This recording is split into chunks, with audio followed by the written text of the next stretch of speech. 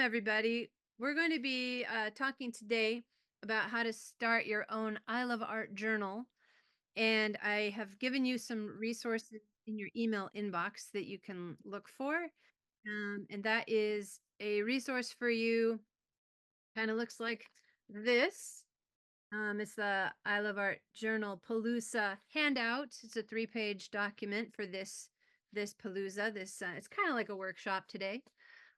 Today will be day one, and we'll be doing I'll just kind of give a cast of vision for what it is and invite you into it.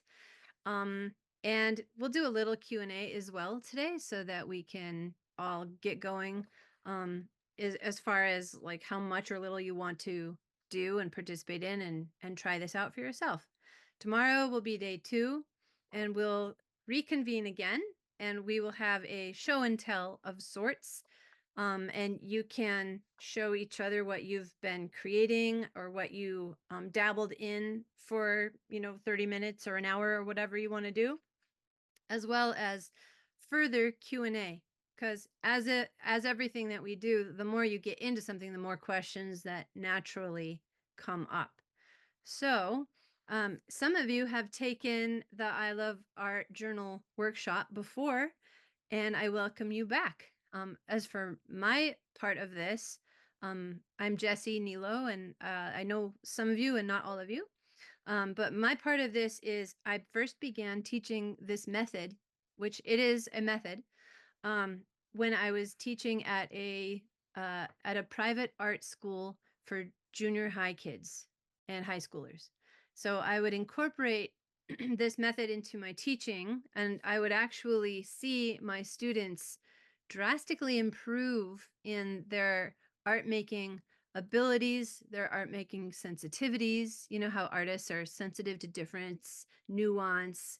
Ooh, I think that color is going to be shifted over a little bit this way instead of that way. The delicacy of a line, the noticing of pattern and things like that. And so it really helped my students be able to do things that they weren't capable of doing before. And I thought, wow, I think we're onto something here. And so then I noticed that the initials, the I and the L and the A, could also stand for I love art. And so I began calling it that. So those 3 initials, which we'll get into, stand for imagination. That's the I. And then the L stands for life observation.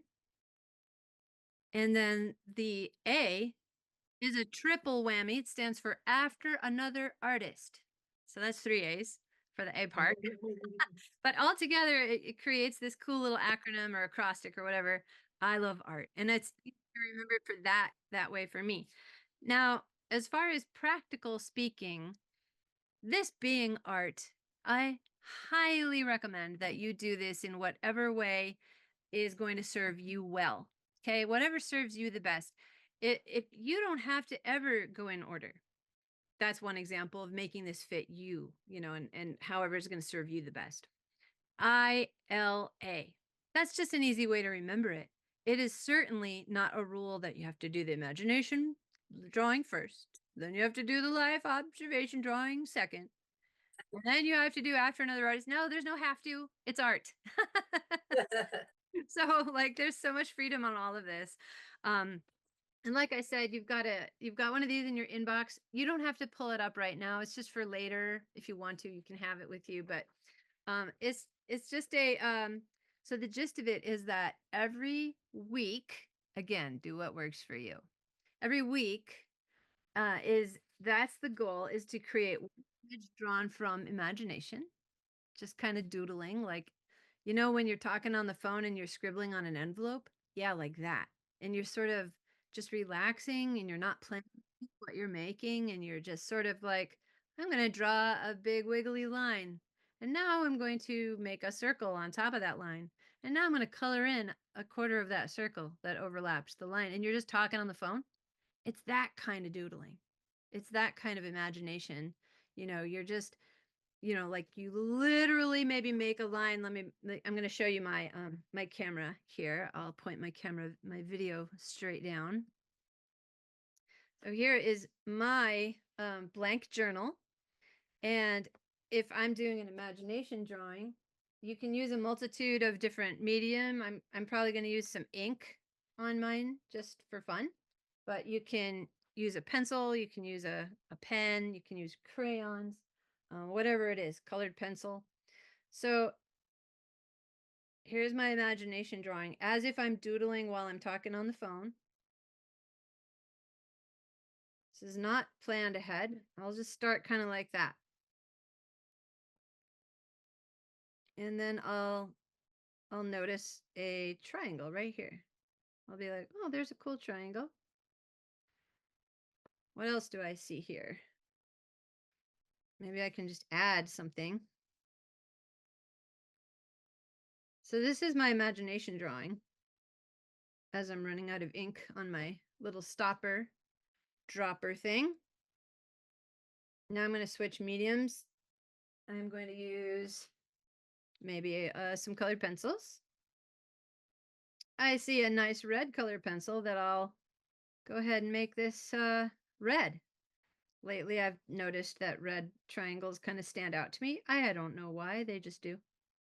So I'm going to go with it. And as I go, I'm deciding to leave a little white glow there along the edge of my red triangle and not go all the way to the ink where I inked that. I don't know why. I just like the little glow that it leaves. So I'm just going to respond to it that way. Now I'm going to reach in and grab an orange colored pencil. And this one, this ink right here is still drying. So it's still wet. So I just have to know that, it's probably going to smear if I touch it. That doesn't mean it's wrong. Let me see what it does if I do that. Ooh, I have a little black ink on my orange pencil.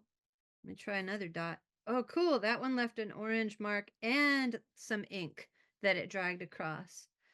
And maybe I'll just show you up close so you can see that. Isn't that awesome? This is from my imagination. This drawing has never been done in the history of humankind, ever. So I think it's really cool already. And I'll just kind of keep going with it. I'm rotating my pencil so I can get the wet ink off of my colored pencil, but I'm also watching what it does as I rotate my pencil. You see how unique this is already? It's just a few lines into something. Oh, that is so cool.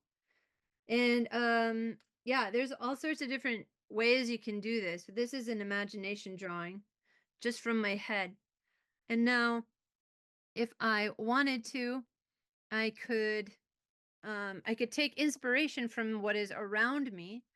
I'm not studying it and making it exact or anything, but I have this overflowing jar of pencils, which is way too full that I need to cull, and I just don't have the heart to. But I notice all these cool, what are these? Kind of parallelograms, rectangular shapes in this stained glass mosaic. And I might go, that'd be a cool imagination launching pad. I'm not going to study it. I'm just going to go, I want to make some of those in my imagination too. So I'm going to turn that into an imagination continuation for myself. Maybe I'll start over here and I'll just do a few of those kind of parallelogram, not perfect stained glass things. See how this can be from my imagination? I'm not even looking at the mosaic thing anymore, and I'm not making a jar. I'm just making a bunch of rectangles. Maybe they go across my page. I can make them go wherever I want them to go. And then if I wanted to, I can put a little bit of color into each one. I can use crayons, markers, watercolor. I think I'll just add a blob of watercolor into each little square that is clear water. And then I'll put a dab of glue or something onto each one and sort of watch it sort of bleed around. That one is kind of purple. This one could be green with a drop of yellow in it. And I'm just kind of watching them morph around and dance around the colors. Kind of like that stained glass, but I'm looking into my own imagination at this point. I'm not really looking at that reference anymore at all. I'm just kind of going with what I feel like. So that's what makes this kind of an imagination drawing, painting, whatever. So that's an example of three little rectangles that I've got some colors in. And I can, my goodness, there's all sorts of things.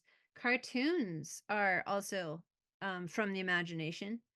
If I were going to say, keep track of what I had done earlier today, um, I can make a little cartoon about something that I had done.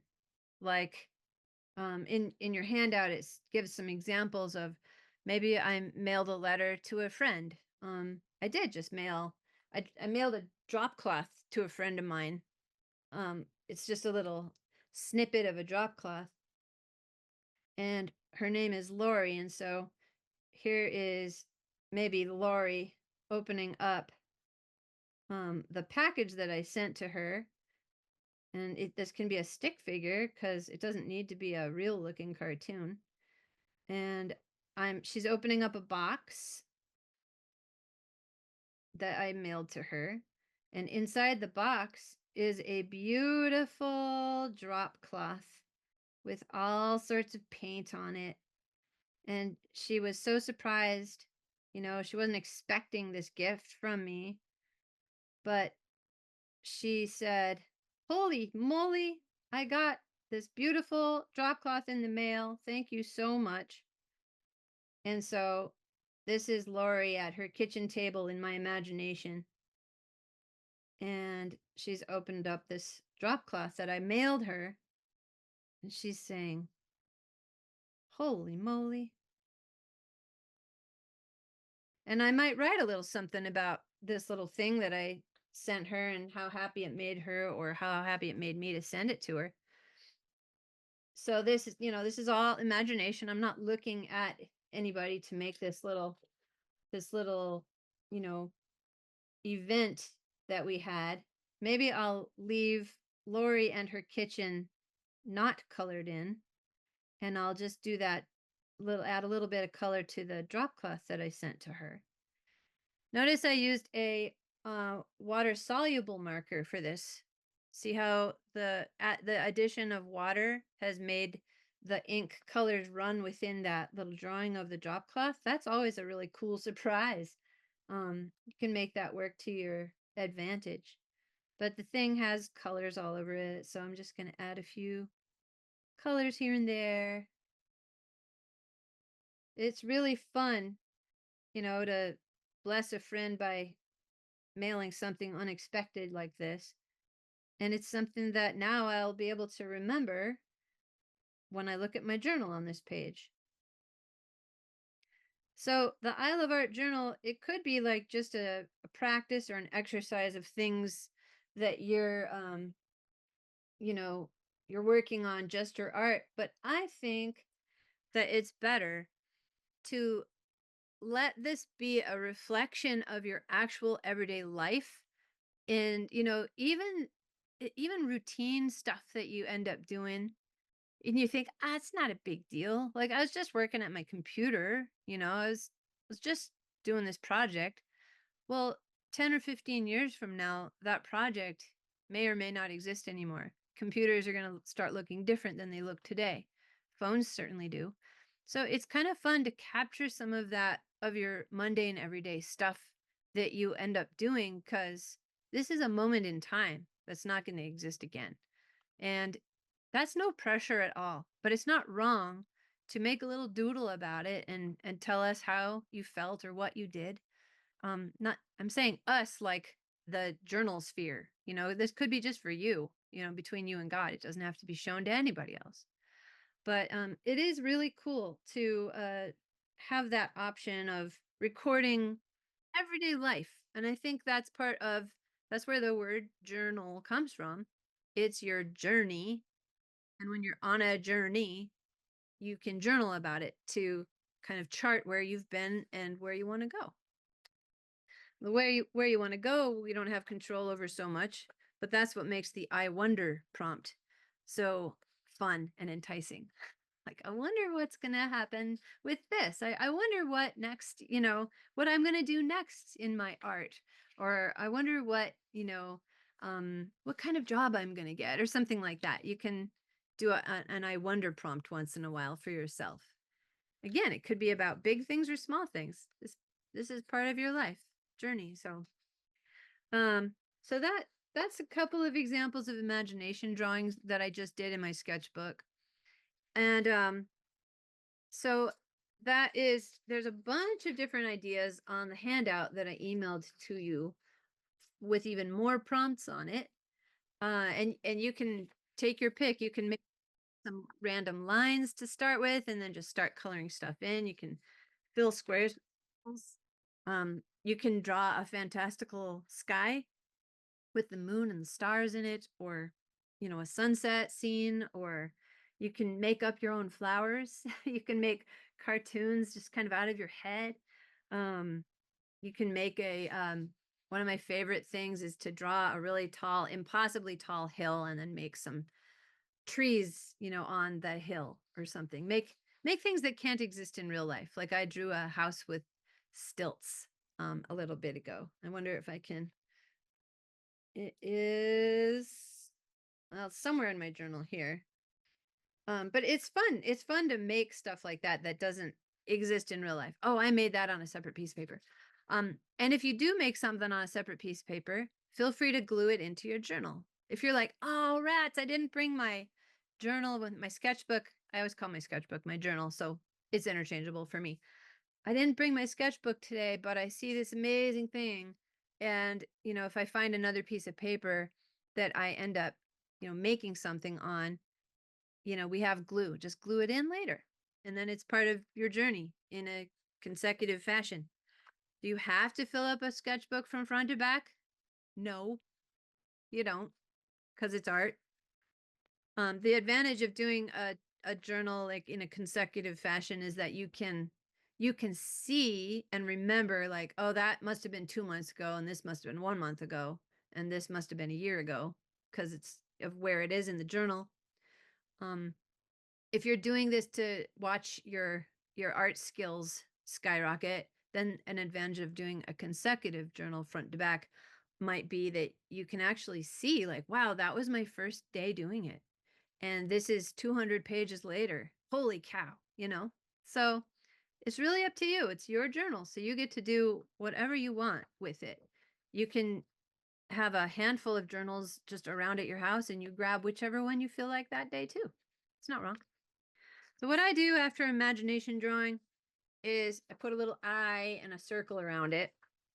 And that could just tell you, and I don't do it all the time, I will say, but if you're trying to make this a new routine for yourself, again, I'm going to write something right here about mailing Lori that cool drop cloth.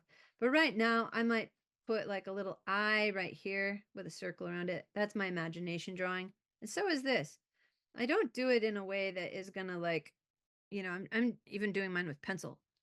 I don't want to detract from what I just made either. So again, you don't have to do any of this, but you can date it. Today is November 6th, 2024. So I'll date it and I'll put a little I right there. You don't have to do any of this if you don't want to. Only do it if you are kind of curious about tracking, what you've done and would like to know later on what date you made that and what type of drawing it is. The benefit to labeling the I and the L and the A as you go through your I Love Art journal is, again, just be like, you can see, oh, I tend to gravitate toward the imagination drawings. I do a lot of those, and I don't do very many life drawings, for instance. So you don't see a lot of L's in your sketchbook because you don't do as many of those. It's best to not be formulaic about any of this if you're not wired to, if you're wired to be averse to formulas, then let it be whatever pours out of you. And just try to practice embracing the creative impulses as they come up.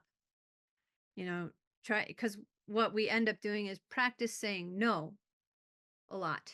Like, I could draw that, but no, I'm too busy. I could sit here and write a poem or journal, but no, I would feel guilty like I'm wasting time. I could I'm seeing some fascinating shapes in that one spoon that's on the countertop. Wouldn't that be fun to draw? But no, I should clear the dishwasher. So that's practicing pushing away those impulses. So try not to get into a habit of pushing away and saying no. I know that our batting average isn't going to be 100%. That's okay. I don't say yes to 100% either of my opportunities. But if it gets more than 50% to where I'm saying no, then I need to stop and go, maybe I should practice saying yes a little more often than I am. Because that happens to me too. I'll just kind of push through life. I'm busy. And then I'll be like, oh, wait, it's been a while since I've done any drawing or sketching or journaling or any writing. So, all right. Imagination. We'll take questions after I get through the other two. All right. Does that sound good to you guys? So we talked about imagination.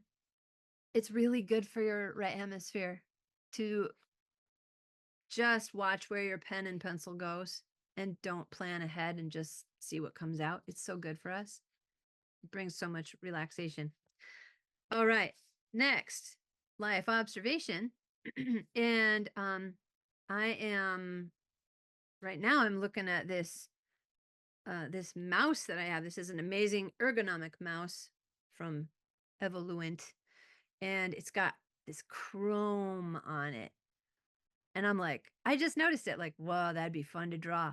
You guys see how there's like, if I were to draw this, I can leave out whatever I want. Like maybe I don't want this glowing logo here. I just leave that off if I want to. I like the curve of this.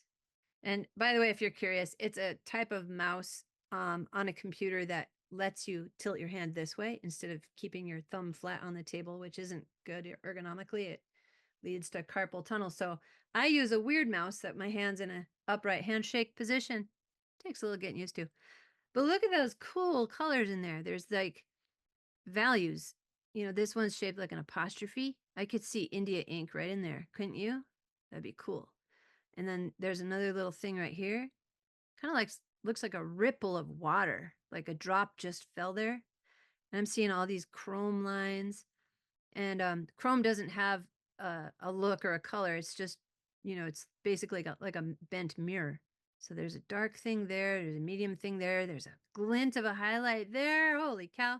What kind of medium could you use to put this in a sketchbook? Probably pencil, charcoal. You could do paint if you wanted. You could use acrylics. Just don't close your book yet till it's dry. You could use anything you want. I could change the color of this to bright purple if I want. Just because it's a life observation drawing doesn't mean I'm beholden to the exact way that it looks. Because it's not a photograph, it's my drawing. So I can make it into what I want. But in general, the life observation drawing is observation. Look at all those cool lines in there. How many lines are there? I don't have to get it exact, but I'm going to improve a little in my skills if I'm like, all right, I'll give that a shot and maybe spend 5 minutes on it. I could spend an hour on it. I could spend 2 hours on it.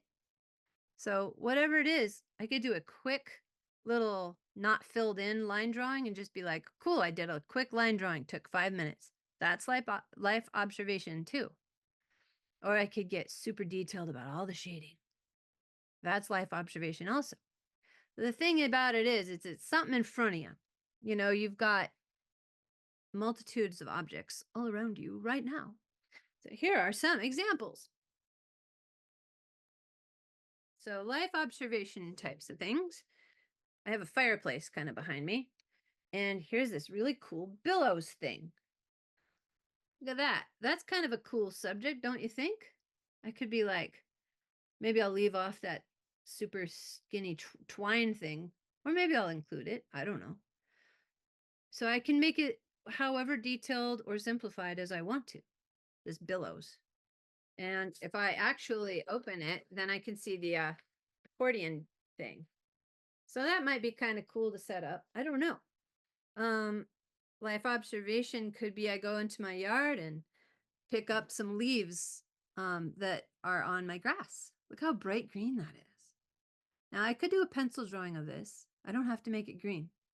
In fact, like I said, I can make any of these any colors that I want to. I could fill in a leaf. Each leaf could have a different color filled into it. Still life observation if I am kind of paying attention to the shapes of those leaves and figuring out how could I compose that on my sketchbook paper in a way that, I mean, my goodness, there's a lot of different ways to make a composition, aren't there? So these are other choices. Um, imagination drawing does one set of benefits in us. This does some other benefits in us. So figuring out those decisions can be a really great exercise. And there's no pressure. There's not one way to make this thing, huh? There's a lot of different ways that I could make this. I could use any medium I want to. I could even make little cutout leaves and collage them into my sketchbook. So there's a lot of freedom with this. I see a theme here, light green. Just noticed. Here's an apple, might be in my kitchen that I grab and go, life observation apple. Here I go. And I can set up some lighting for myself or just draw the thing and paying attention to like, I've never really understood how to draw an apple stem before. So I'm going to give it a shot. And here's a dried rose out of a bouquet. That'd be a cool life observation drawing, wouldn't it? Look at all those cool little lines. That'd take a while to make. You could really sink in to some relaxing right hemisphere time by just very slowly, as slowly as you can, tracing around between that rose and your piece of paper, watching the ways that it loop-de-loops around, seeing where the lines are thick versus thin, and maybe even adding shading if you want to. You don't have to. But where is it dark?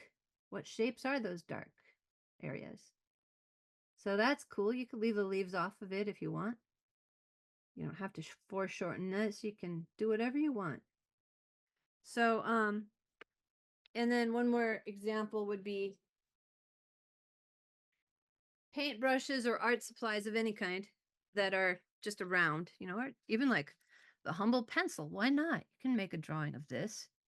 Life observation. There's a lot to learn by drawing a pencil. We don't know how anything looks. Not really. I mean, we can kind of, make things up in our imagination. Yeah, but it's really beneficial to study stuff too. So we're doing both. We're not saying one's better. Like, oh, that's just drawing from my imagination. No, there's no just. It's both important. So I don't know how to draw anything unless I'm studying it. That's just me. Now after I've drawn something a few times, then I kind of am able to make stuff up. But I don't know how to draw a paintbrush, really. You see how, like, both of these paintbrushes, the metal part, I think you pronounce it ferrule, if I'm not mistaken, it gets wider here. I never really knew that until I started kind of drawing, especially this one. It gets very wide. Because I used to draw paintbrushes from my imagination, and they they didn't look right. And then I would like beat myself up and think, well, how do I not even know how to draw a paintbrush? Well, because I had never tried drawing one from life before, And after you draw a few of those, you can see some patterns about how to do anything that you tackle, really, and some similarities. Again, we've got a chrome thing going on here. But yeah, to like just kind of look at it and slowly, taking this and letting your eye kind of trace around the object as you're making it. And over here, you're sort of checking on your paper, but mostly you're looking over here at the object and going, huh, didn't notice that before. And then so you're looking back and forth, and everybody is going to draw differently. It doesn't have to be one style here. There's millions of different ways to draw. So you draw the way you're going to draw it, but you're looking at it and you're studying it. And if you can go slowly, that's of some benefit versus rushing through it. Because if you're drawing it slowly, then you're latching onto the observation part of it. But I'll tell you what, there's a benefit to drawing fast too. Like if you set a timer for a minute or two and go, okay, I don't know what I'm going to do. So I'm just going to draw the same coffee cup a bunch of different ways, a bunch of different times for 2 minutes each. Ready, set, go. With no pressure, no expectation, no performance mode. This is just for fun. You can throw them all away when you're done. Or you could put it in a journal like, okay, on this one page in my sketchbook, I'm going to draw 6 different coffee cups of the same mug, but different ways. Ready, set, go. And just make a bunch, that you're looking at and see what you can do.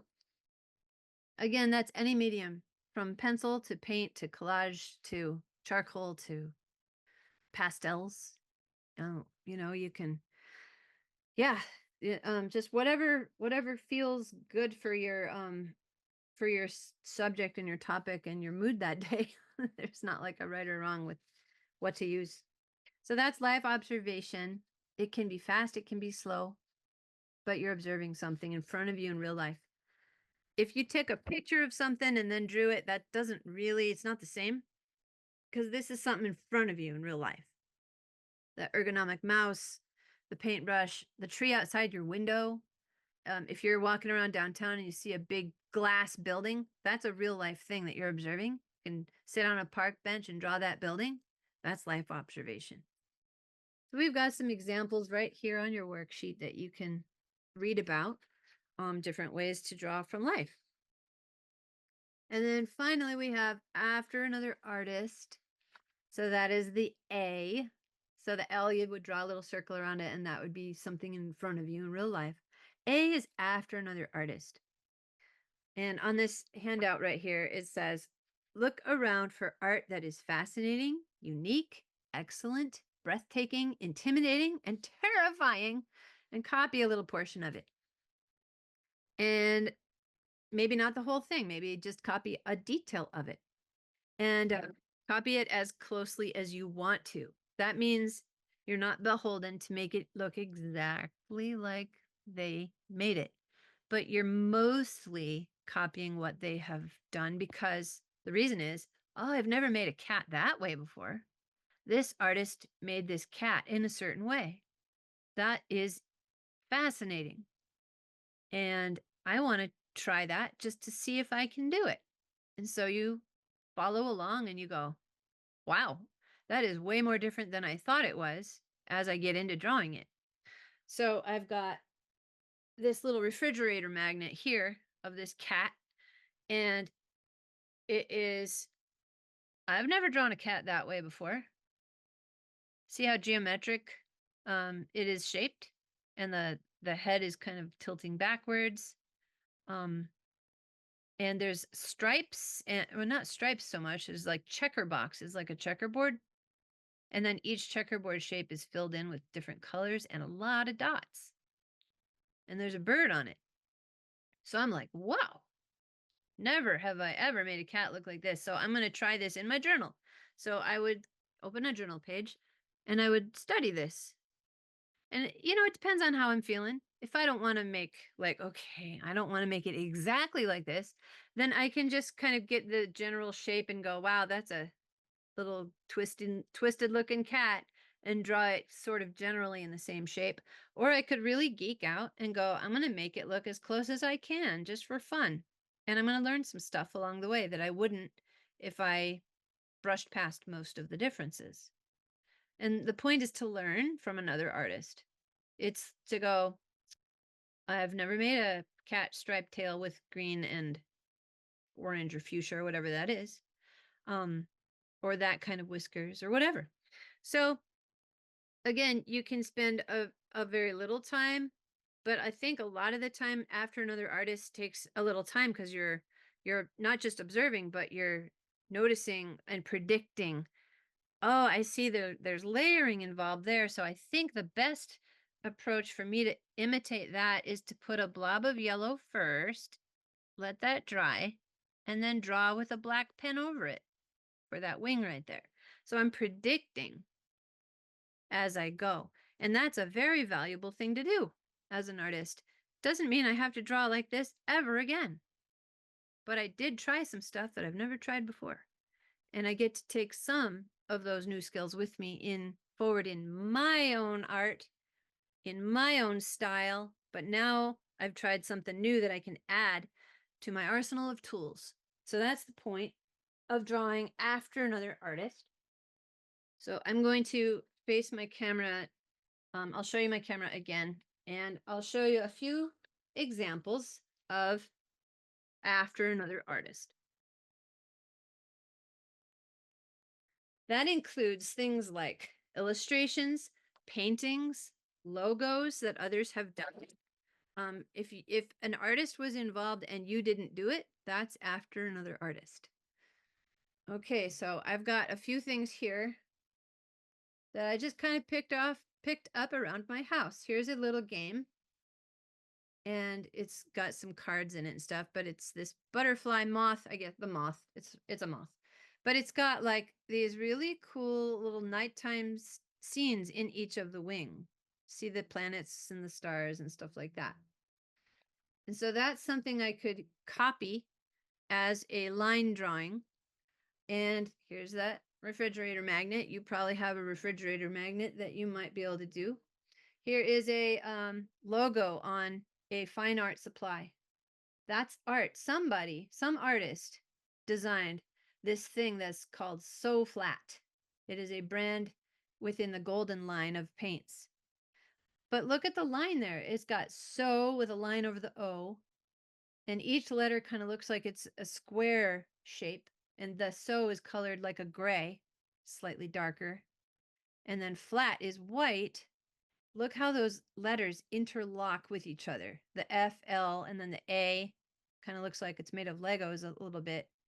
And then the T, and it's all housed within a black rectangle. And it's like, oh, that's really cool. And the word golden would be harder to make, I think, because it's smaller if you were going to do this in pencil or pen or something. So instead of the word golden, I might fill that in with little leaves or something instead of what it is. But mostly it's after another artist because I'm imitating some other graphic designer's treatment of so flat as a phrase. And again, I'm not trying to trick anybody into thinking, yes, I designed that logo. No, you didn't, but you're copying. Look at this cool thing from, this is some meat barbecue rub, but this little guy on here is pretty cool. The little logo for the probably inventor or the founder of this company. That simplified line, they got the ears, and then the line disappears around. There's nothing outlining the chin or the neck. And this really cool line comes up and around, and the line gets very, very thin on the right side there of that logo. Logos are always really fascinating to me. And the shading under the lower lip is really beautifully done, very simplified. There's no eyeballs in the glasses or anything. So that would be a cool thing to do. And how is this different from life observation? You know, if I just set this up and wanted to draw, like, say I'm doing like a kitchen scene or something, and I want to be like, I'm going to make a still life, and this is going to be in my still life, you know, that's different because there's light hitting it, and maybe there's shading, and then there's like an apple next to it, or there's all the junk on my kitchen counter or something like that. That's different. That's life observation. But if I'm just studying this one logo and just pretend nothing else exists, that's after another artist. It's kind of cool to learn that way. Other things that you can look at are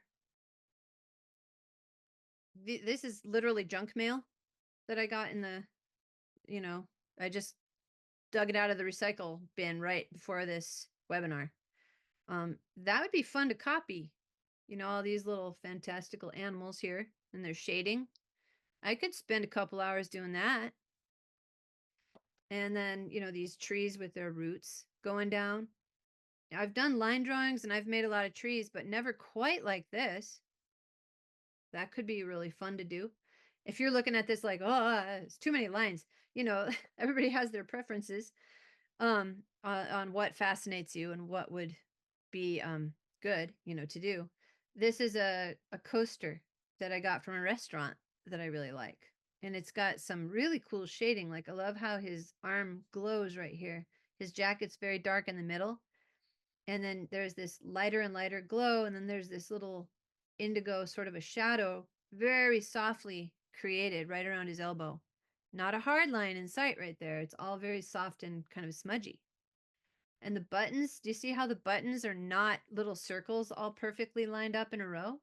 They're actually just like smudges. And there's this random wheel over here. And of course, he's wearing a boat as a hat. So have you ever made a drawing like this? I haven't. There's little palm trees way over here. So, look how square his face is. Kind of rectangular. Lots of painterly shading inside of that as well. So, yeah, we can learn a lot just by looking at art that others have designed. Here's a greeting card. And I've never made a typewriter quite look like that myself either. And you could make a heart on yours, or you could make a word instead. Maybe there's a phrase that has been, that you're processing or something that you put instead of this shiny heart. You put the phrase that you're thinking instead. Or maybe you make a prayer up here. So you can start by, looking at another artist's work and then make it your own, of course. All right. And then there's a few other things around after another artist that I had, and then I'll take some questions. Here is a canvas shopping bag. An artist made this. Don't let anybody tell you that there's no work for artists. There is work for artists. There are lots of artists getting paid to create things. So yeah, there are art designs all over the place. That's a cool way to make lettuce or broccoli. I've never made stuff exactly like that. That might be fun to copy. Another grocery bag. Look at that cool chicken with the lines coming out like radiating. Or even the word and with those little funny little lines, around the and. Just the and. You could make that in your journal or your sketchbook. Here is a wall hanging from my house. This is after another artist as well. I could focus on one thing. I don't have to do this entire thing. I mean, I could do the entire thing, but if I wanted to, I could just do the iris, or I could just do that bug. What is that, dragonfly? It's like got really lacy detailed wings. That's kind of cool. Or I could just do those leaves around the border if I want, because it's my sketchbook. Or I could combine them all and do it the way it looks. I could do a pencil drawing and not use any color at all. It's still after another artist. So my point is to learn from it and do things that I never would think to do by myself. Here are some calendars that I have picked up over the years from different artists. These are amazing to do. Like that one tree right here, I copied that in my journal one time. Look how squarish it is.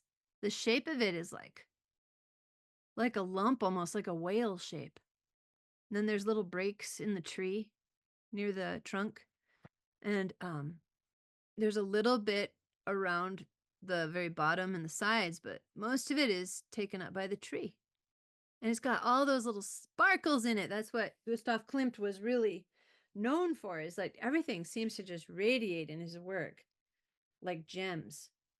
And so I probably should have actually opened up the big one instead of showing you the preview on the back. I don't know where it is, but you can learn a lot by copying from a calendar because they're large and you can see the detail in there, and calendars usually have pretty good quality of print. You could ask a friend too, if you're done with an old calendar that you don't want anymore, can I use it as a reference so I can copy other people's artwork or something? And Wayne Thiebaud, one of my favorite artists. I have a calendar from him. And I've created this exact scene too on a canvas rather than in my journal, but same concept. His, shadows have a lot of purple and indigo in the shadows. Sorry about the reflection. He outlines his shadows with another color, which is really interesting. It sort of adds to that glow and the vibrancy. I mean, look at that coffee cup. That's beautiful. Things that you don't really notice unless you are copying somebody else's work. Like, you can notice things, some things, but I guarantee you're not going to notice anywhere near um, all of it until you're actually trying to copy it. And you have to like let your perfectionism go down the wayside completely. You're not going to get it perfect. There's only one artist named Wayne Thiebaud. It's not you. But the point is to learn and do things you never would have tried. So it doesn't really matter how close you get to what you set out to do. What matters is that you tried something you wouldn't have tried. And so, be um like rest assured that it's good for us to do these things and let go of the how, the how it turns out. You gotta let go of that. With the I and the L and the A, let go of the results. Just try different things and know that you're doing great.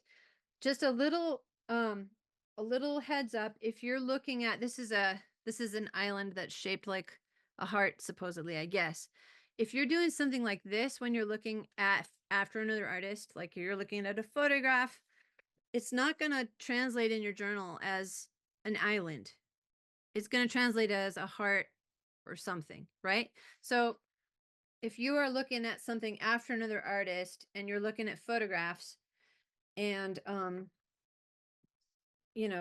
you think, well, this is going to look, especially if it's a photo, if you are thinking that it's going to look what like the photograph looks like, maybe or maybe not.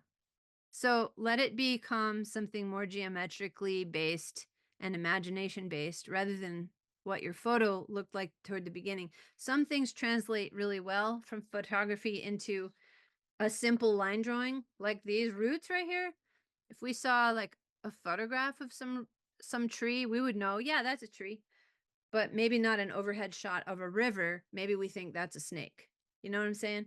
So just let yourself off the hook if you're like, why doesn't it look real? Well, because photographs have a lot more nuance in them than a quick sketchbook drawing. Okay, so just keep that in mind when you're picking what to tackle. But otherwise, I mean, I'm just saying, have fun. Here's a painting that I did off of somebody else's painting of a saxophone player. It was actually a computer graphic, and I changed the medium to acrylics. So you can change the medium anytime that you want. You don't have to do like if you're copying a cubist painting by Picasso, you don't have to use oil paint. Not at all. You could use charcoal for yours in your sketchbook. It's still just as valuable. Okay.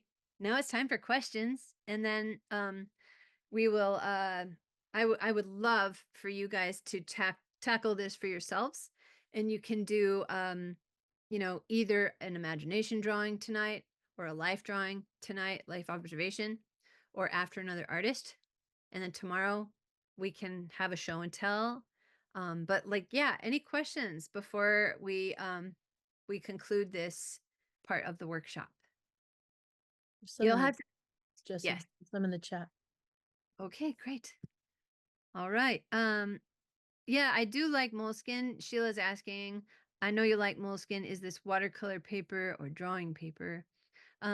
Moleskin's journal has a kind of a cardstock feel to the paper, which is really great. I was doing a little bit of other drawing yesterday on it, and so this accepts acrylic paint, watercolor paint. You have to look for the kind that is, it says sketchbook, and if you're reading the description, the paper is a little bit thicker of paper. So I think a good thing is to feel the paper, like get a sketchbook. I've tried different sketchbooks and just got one. And then if I'm like, yeah, this is great, then I'll just keep getting the same kind. That's just the way I am because they sort of stack on the shelf in a cool way. But um did that answer your question, Sheila? Awesome. Yeah. Moleskin is good for it's very smooth paper too. So it doesn't it's not cold pressed, it's not like textured. There are certain mediums like pencil and charcoal and pastel, especially soft pastel, that needs a little tooth in the paper, it needs a little bit of bumpiness because it helps it stay on the paper better. Moleskin's very smooth. It's not like it totally falls off, but, I use fixative too. If I draw something with pencil in my sketchbook, I just spray it with some fixative and let it dry open for the rest of the day, and then that solves that problem. But I like the smoothness of a very smooth, like, hot press paper or cardstock or moleskin sketchbooks, because to me, it feels kinda like a skating rink, and my pen feels like the ice skater, and it's just very smooth, and it's gliding around without resistance or catching on the paper. And it's not to say bad or good, it's just to say that's how I like to draw with my ink pen. Um, my pens that I normally use is Prismacolor black pens, and it's a little variety pack from .005 all the way to .08. And I have my pens always I put them right back into the packet in order. Good And idea. just a habit because I was like I kept having to read the thicknesses all the time and I'm like, "Well, wait, why don't I just put them always, from the thinnest to the thickest and then I don't have to worry about it or look." So that's what I do. um yeah, and then when I'm like, in a even in a dark room or restaurant or church or whatever, it doesn't matter exactly if the light is low. I kind of know where my supplies are and I just always have them with me. There's Lori opening her drop cloth. It's dry now. Any other questions? Let's see. Sparrow said, if you use magazine cutouts or stencils, is this another artist? Yeah, I would say. Kind of like if I'm starting off looking at somebody after another artist, but I only do a portion of the work because I don't want to make the entire still life. I'm just like, I just want to make that carrot. That's it. That's after another artist, but I'm editing it down so that I don't have to spend like 5 days on, copying somebody else's art. I'm just doing one part of it. Well, Um, I I- I my question is more as if like, because I do a lot of collages and mixed medium and stuff, and if I use like a flower that I cut out from a magazine, but the rest of it's not, I don't know, I guess it's a oh, mix, yeah, that's what I'm yeah, I feel like I feel like in that case it would be mostly like your own, like it could be yeah, imagination. Um and I kind of feel like when I'm labeling these things in my sketchbook, like the A means I looked at somebody else's work as inspiration.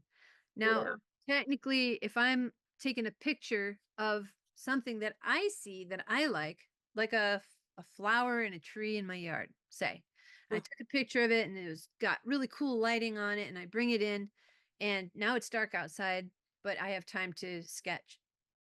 That's kind of I'm looking at a flat screen of the flower that I took a picture of. yeah, Technically, it's a photograph, so it's kind of under the category of another artist, even though that artist is me that took that photograph. Because huh, I'm translating it from one medium, photography, into a sketchbook with a lot of freedom involved. But truly, I don't get detailed about that kind of thing at all. Here's an example. I was visiting Rome. These are all pictures ooh, of my trip to Rome, and they're uh-huh, literally pictures because, if I was only the cathedral in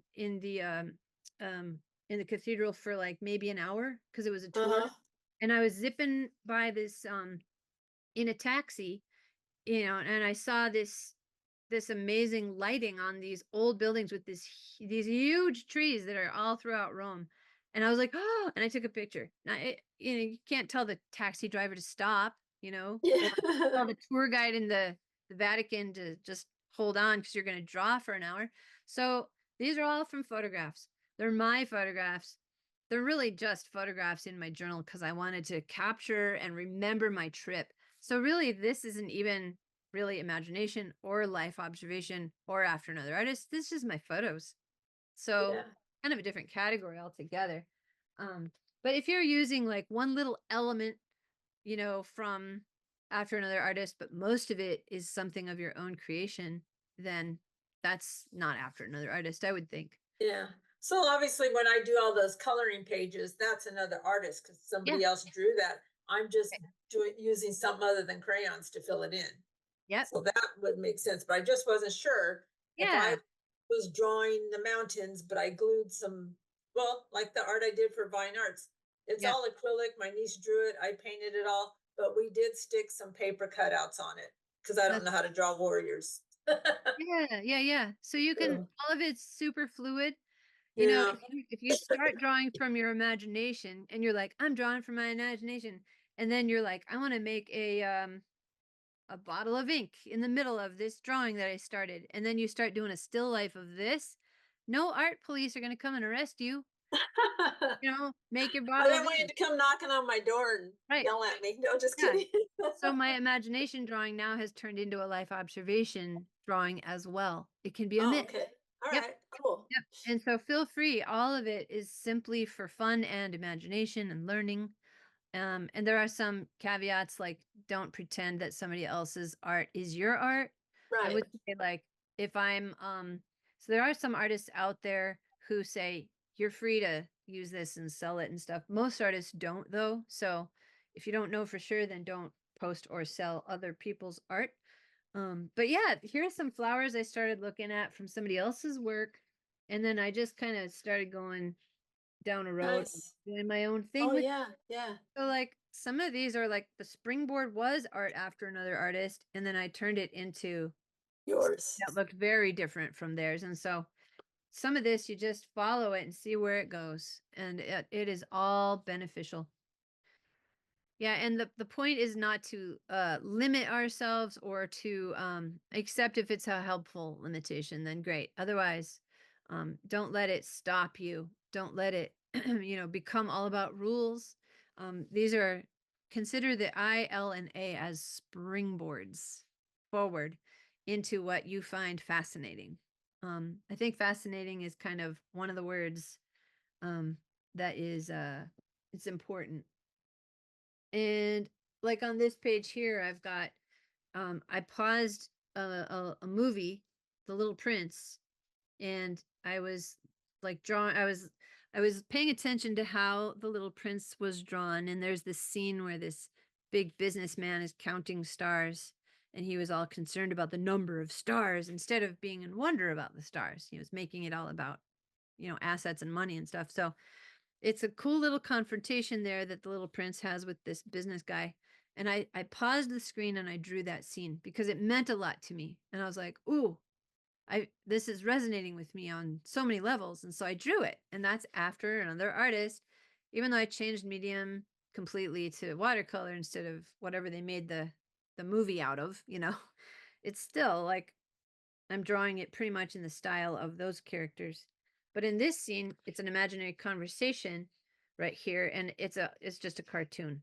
And I'm drawing something like a cartoon conversation that took place between two people.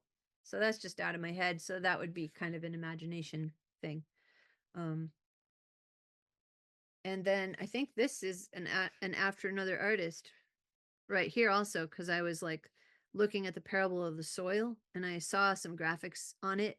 I kind of shifted it a little bit and made it different, but by and large, I was copying after another artist as well. Um, yeah, so I hope that it is helpful to you guys. I would really love to see what you make tomorrow. Here's a rose that I made from actual my real life by life observation, just looking at it. And then here's a sailboat that I was creating to I think I looked up a photograph of a ship in a real storm. And so I was copying that photograph because I was like, I don't know how to draw a ship in a storm at night. So I Googled, you know, ship storm night or something. And I came up with that. But it was during a sermon and somebody was talking about Jesus calming the waves or something. And I was like, well, I'm going to put that in my notes. My journals and sketchbooks have all sorts of things interspersed, including notes from sermons or just the way I'm feeling that day. Or yeah, and I skip. I skip, entire weeks a lot. I haven't. There's times when I go 3 weeks without doing anything in my journal. So don't feel bad if you ever, are going along and you're like, oh man, it's been a couple months since I've done it. That's the best day to get back into it. Is just when you haven't done it in a long time, that's even better to get back into it at your own pace in your own schedule with no guilt, none whatsoever. Okay, any other questions before we conclude day 1 of the Palooza? Looking at the chat. You'll have to like speak up or raise your hand or unmute. What do you guys think that you're going to tackle tonight or first or this afternoon or wherever you are around the world? Imagination. Okay. Annette, you were holding up something. Oh, yeah. This is from today. I talked to a colleague at the Mensa, and we talk about what he's thinking about, and he's thinking about Cameroon. And then I look, where is Cameroon? Oh, yeah. Oh, wow. Nice. And this talking was, yeah, very inspired. Oh, good. Oh, that's Awesome. wonderful, Annette. Thank you for showing us that. Nice. Great. Yeah. Anyone else have an idea of what you want to try first? And by the way, you can use any kind of journal that you want. I see Sheila's holding something up. Hey guys. Hi, So Sheila. I did a little springboard. Hey. While you were talking, Jess. Awesome. That's Love your awesome. springboard, like the literal diving board. Yes. Yeah, I love it. That is fantastic, Sheila. I like that permission to chase those fascinations and be like, Yeah. how did they do that? Or what could I do? Or what sounds fun to me right now? If I just imagine putting if I don't have 100 buttons, but if I did, if I imagine holding a big handful of 100 buttons, I could start drawing buttons on my journal without even looking at a button. Yeah, if I want to look up a button on Google Images first to get me going as a springboard, sure, but from my imagination, I can draw a bunch of things like that and just have fun, color them different colors. And so can see this is like a mix. It can be a mix of different things. You don't have to be like really strict about any of this. And you don't have to label any of it either. You don't have to put an I, L, or an A. It's just if you want to keep track of stuff, then great. Otherwise, don't worry about it. Any other last minute inspirations or plans or I'll questions? probably look at something after another artist because that's not something I do very often. I'll do Yeah. out of imagination or life observation, but not often after another artist. So I might try that. So Yeah. It's great. Yeah, I was making that guy Cody F. Miller that you told me about, Amy. I was looking at his Instagram and I was super inspired by one of his finished artworks. And I was like, whoa, how did he do that? Well, every time you think, how did they do that? That's a great opportunity to try it yourself. Doesn't matter what medium it is. Could be a totally different medium, but I tackled it with watercolor in my sketchbook. I learned so much. And it didn't occur to me till I was halfway through it that he was putting on this big gnarly tree that he had going across it. He had apple blossoms on it and daisies on it and roses on it. And he had like 5 or 6 different kinds of flowers growing out of this one tree. I never would have noticed that unless I was drawing them. And that gave me permission to not be like really strict when I'm drawing a tree. I can put 5 or 10 different kinds of leaves or flowers on it that are not realistic. So yeah, really cool.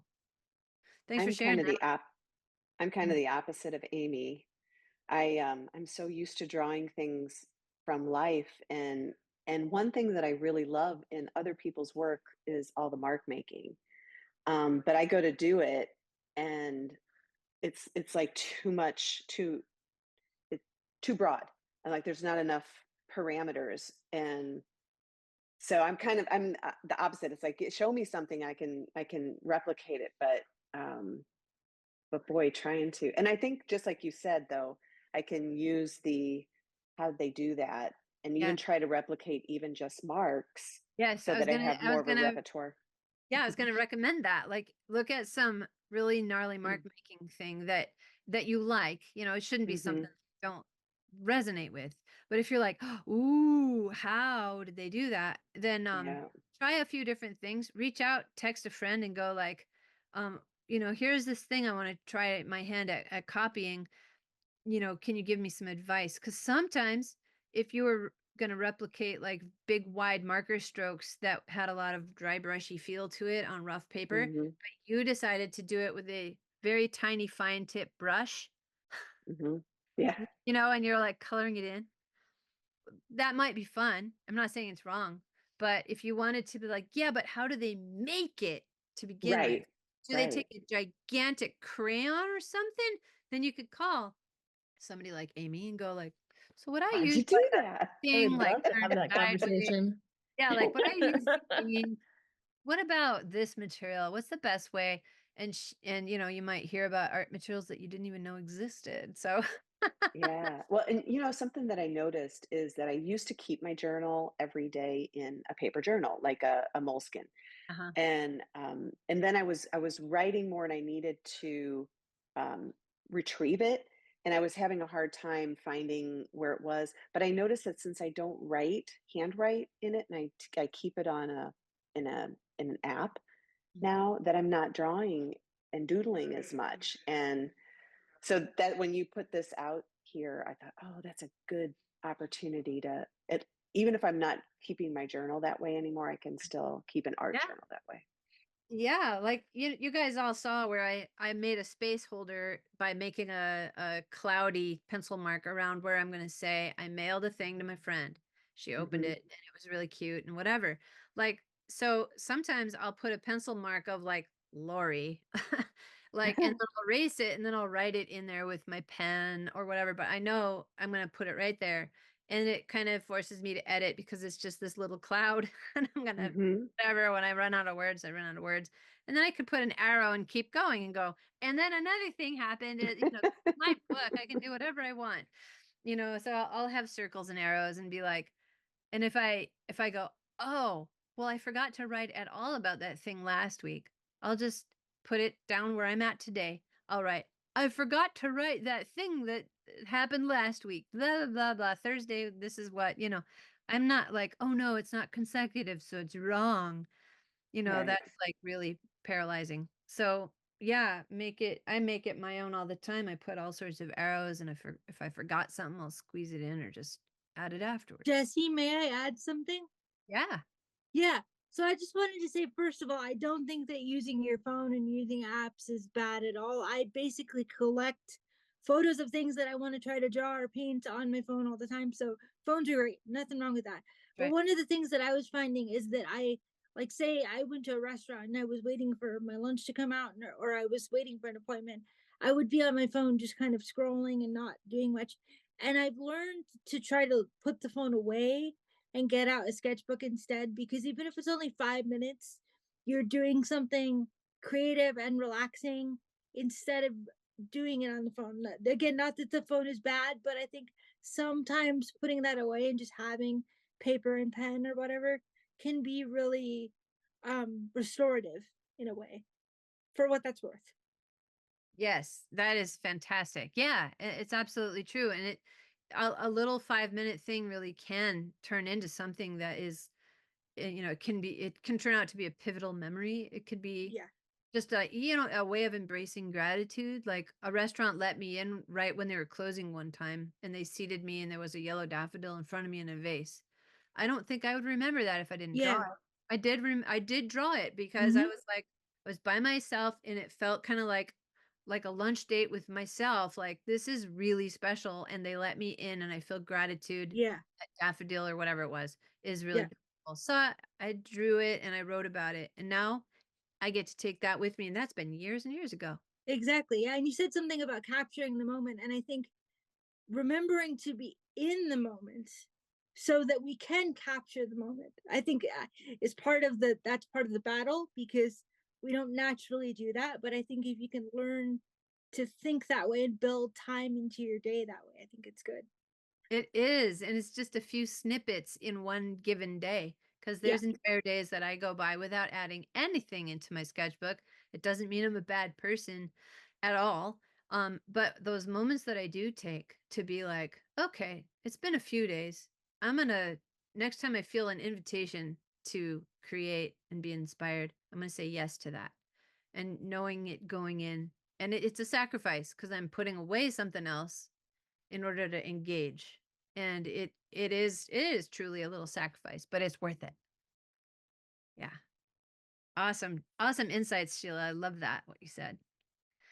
One other thing that I wanted to comment, it's like I've been in a kind of production mode, of producing art for sale, and I have even on my like schedule, like my to-do list, it's like art for fun, and I never end up doing it. It's like Ah, and it just made me really sad when I looked at that art for fun.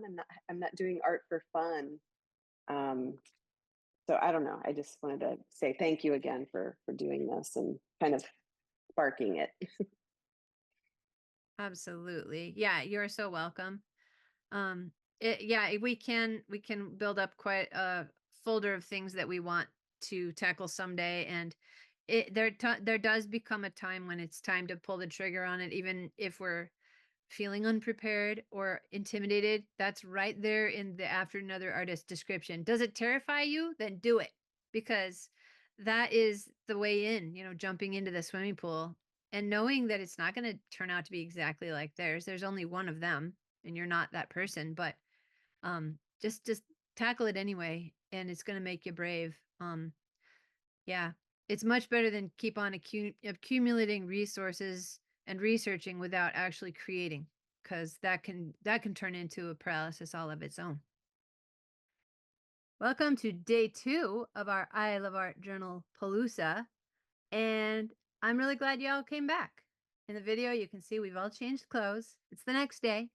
It's just 2 different days that's gonna seem smashed into one long video. So, welcome back if you're watching on the video too.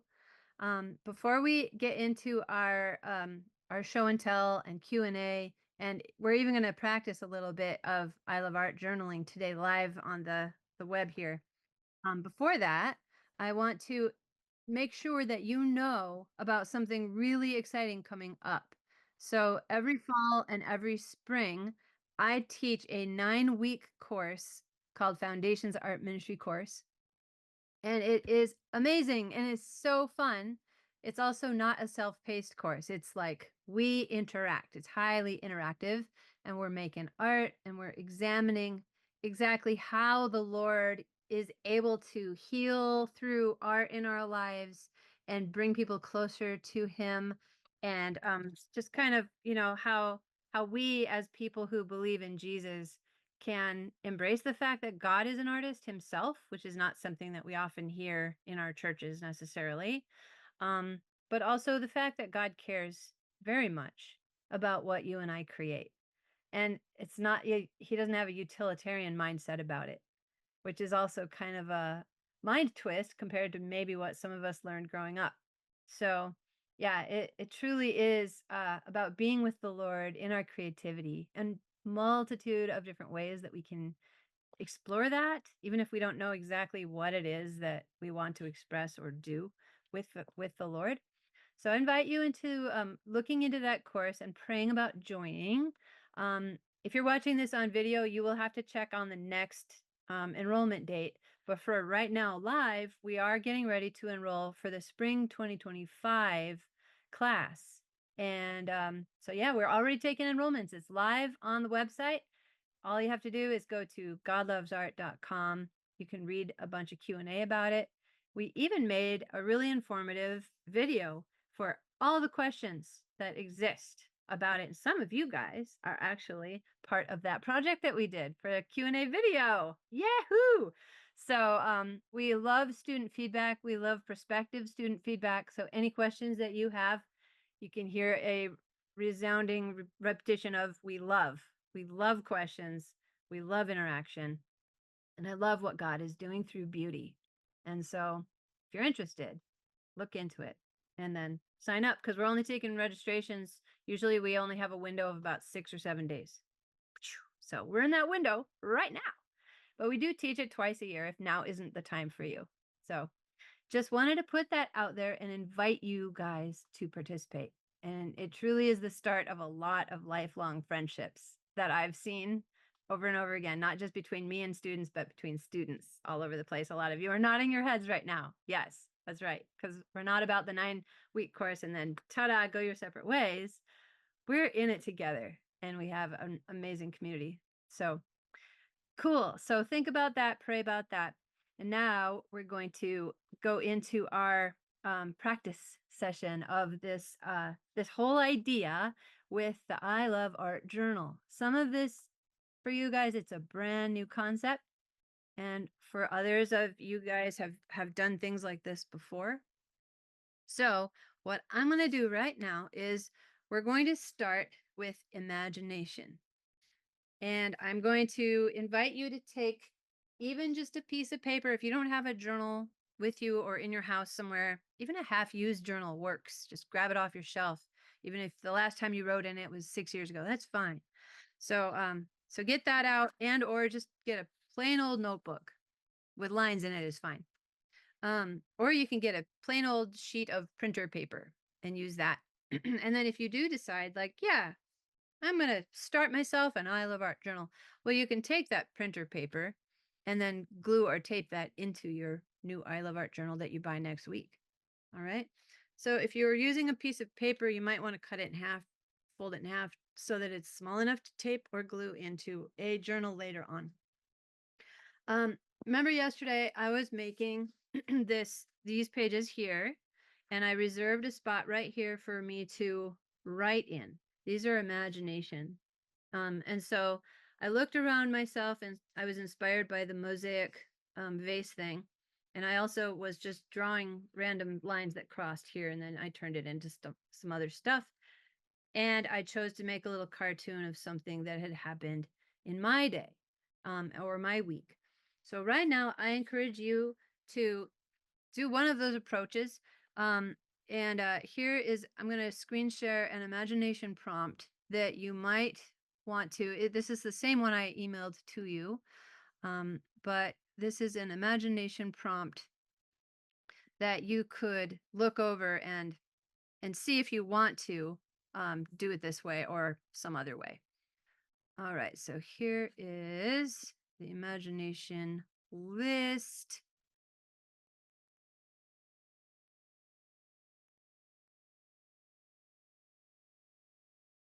Just for a minute, we'll look this over. All right, so there's writing involved if you feel like writing, but there's also a lot of ideas here. So let's just take a second and see if any of these jump out at you. Maybe you already know, maybe you're already creating. That's good. So I'll just leave this up for a couple more seconds.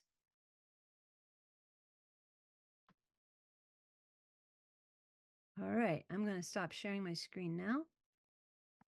And in my I Love Art journal, we're going to give ourselves about 5 minutes to work on an imagination example. 5 minutes is not enough time to keep going. This is the start of it. Remember how I started mine yesterday? I'm going to keep going on it. I'm going to fill these in with watercolor paint, and I'm going to write about when my friend opened her package. I'm going to write about it right here. And you can finish it later. If you're not done in 5 minutes, which you might not be, don't worry, you can come back to it later. So I'm going to start some music for us.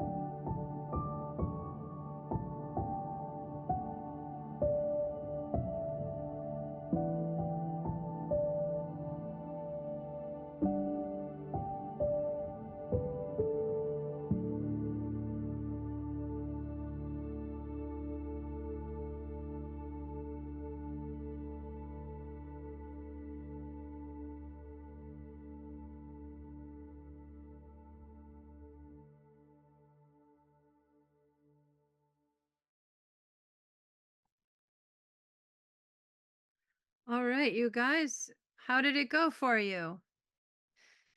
For mine, I added a little more color in the table here. I filled out the rest of my little imagination tiles, and I wrote about the experience of what it was I was illustrating in my journal for the imagination. How did it go for you? How did you feel? You'll want to unmute yourself if you want to share. Did it go all right? Were there any questions? I'm having fun. Oh, good. I started mine yesterday and I'm still working on it. It's a work in progress. Mm-hmm. I'm doing my journal really big. Okay. I'm actually using like a sketchbook, this size. I put the cover on it. Oh, yeah. Yeah.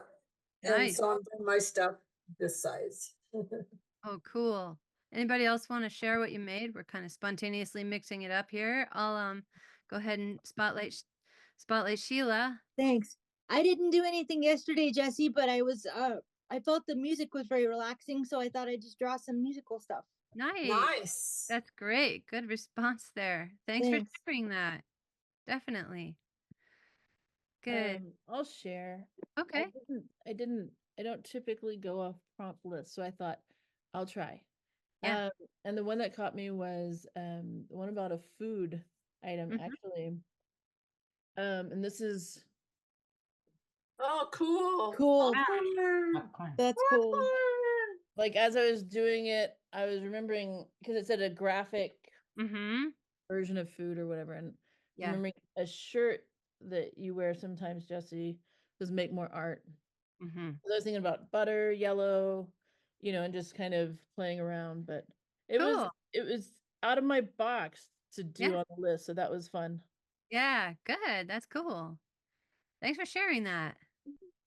That's fun. Yeah, anything that especially has like family meaning, if it's um popcorn, or if you have like a ritual, like if it has other connotations that is meaningful to your family, like right now. I'm not talking about necessarily traditions growing up or anything, unless that is a special thing for you.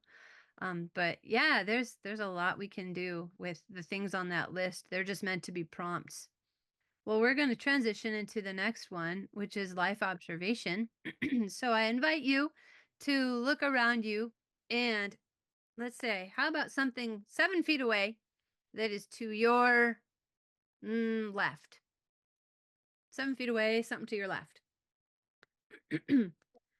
And us being artists, there's a high chance that many of you are going to be like, no, I'm going to do 12 feet away to my right. Thank you very much. But the point is, when you have a prompt, if it makes you think of an alternate, then do that thing. Sometimes we don't know what we want to do until somebody suggests something that we don't want to do. And if you're like, okay, now I know for sure what I want to do because I don't want to do that. So do that thing, but start with 7 feet away from you on your left. I'm seeing an apron hanging up on my a little hook on my wall. So I'm going to do that. I could have felt free to say, no, I don't want to do that. I want to do something different. So, all right, I'm going to start our music again. And if you get a couple minutes into it, and then suddenly Jesse is saying, no, for our last one, and you're like, but I'm not done. There's a high percentage of that chance happening. Know that you can finish it later. So just kind of reserve the rest of your space on your paper. You saw me draw lightly with a pencil around my area yesterday when I was going to add something. So draw a little pencil border for yourself to finish whatever it is, and then we'll go on and you can finish that later. All righty. Have fun, you guys. I'm going to start our music up again.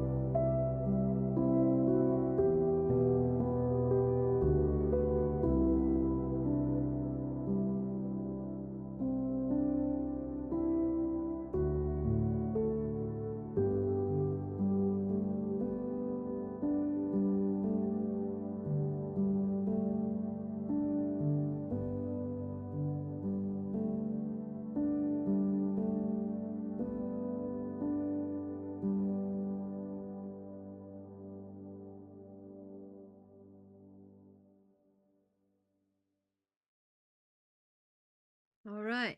How did that go for you guys? I know you're still working and it's okay. I decided to make a couple of changes on mine as I was going, and that's pretty typical in the way I work. If I start out with one idea, it very often does morph into another set of ideas. So don't be surprised if that happens with you too. That's kind of the name of the game when it comes to art, is being receptive to those opportunities as they come up. So it's generally not only what we started out thinking we were going to do. And we can make changes to even our life observation drawings. It is pretty important that we're going to be willing to kind of follow the art and what the art actually needs as we go, rather than but it looks that way, like, well, you start out that way, that's fine, but making changes and adjustments is good and important and educational. So would anybody like to share how it felt, if it felt surprising in any way or frustrating, or anything that you might have noticed because of doing this exercise that you weren't expecting to see? Or otherwise, we'll just move on to the third. Yeah, go ahead.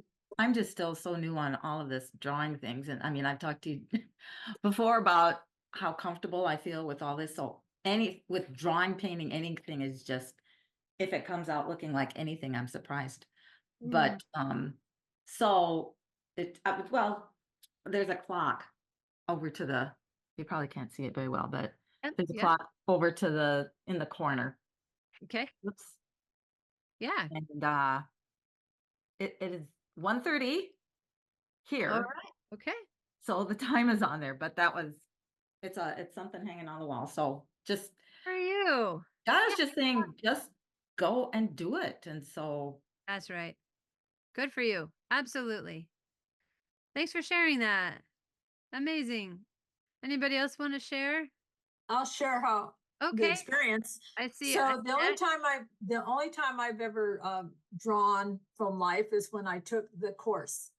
And that was Okay. one of my best exercises. And that was those pottery things on a table. And I did really good on those. And yet I never try and draw from life. So I'm working on, I don't have right to my left, like I'm at a wall. So I look to my right Uh-huh. and I Yep. have an organizer that used to be a shoe bag Mm-hmm. that's full of cups that holds my scissors, my pencils, and all that. And that's what I'm drawing. Great. It's an organizing bag that's on my door. So Wonderful. yeah. Annette, would you like to share? You'll have Yes, to. There you go. I I have this. Ah, cool. I love Right. it so much. Awesome. And I so like I try, but I need more tries. Yeah. I will, the next time I will draw it like this, and then like this, and then like this. I will draw it from all the perspectives. very That's cool. so cute. Ah, I love it. it. Thank you for sharing that, Annette. That's really cool. Yeah, there's a lot of things around us that are fair game for our practicing drawing or seeing or whatever it is. And, these can turn into, they don't have to stay drawings, they can turn into anything. You can do something three-dimensionally or with other mediums. A lot of times a sketchbook is a launching point for poets and sculptors and, all manner of artists out there. So, yeah, that's so cool. Thanks for sharing that. You guys ready to do our After Another Artist? Mm-hmm. Okay, let's tackle that. This one, I almost guarantee, is not going to be something that you'll want to just commit 3 minutes to, because if you're studying, even if it's that so flat label that I was showing you the other day, that would take a little bit of studying, wouldn't it? That's the whole point. Like, how did they do that? I would say make sure it's something that fascinates you and you're not just doing it as an exercise for, I must get better at art. No, that's not the point at all. This is just what fascinates you. What do you like? What do you notice that you're like, I don't know how they did that, and I kind of like it. So those are kind of some good criteria for you. I kind of like it, and I don't know how they did it. Great launching point for After Another Artist. So if you don't have any magazines around you or art books around you, something you can just flip something open and go, there's a thing. I might just put remember that coaster I showed you yesterday? That weird guy with the sailboat head. Mm-hmm. So I'll stick that on our screen so you can have something to look at anyway. If you don't have something around you. So I'll start that in my own sketchbook. But feel free to make whatever it is you are wanting to make. Something you kind of like that's fascinating to you and you don't know how they did it.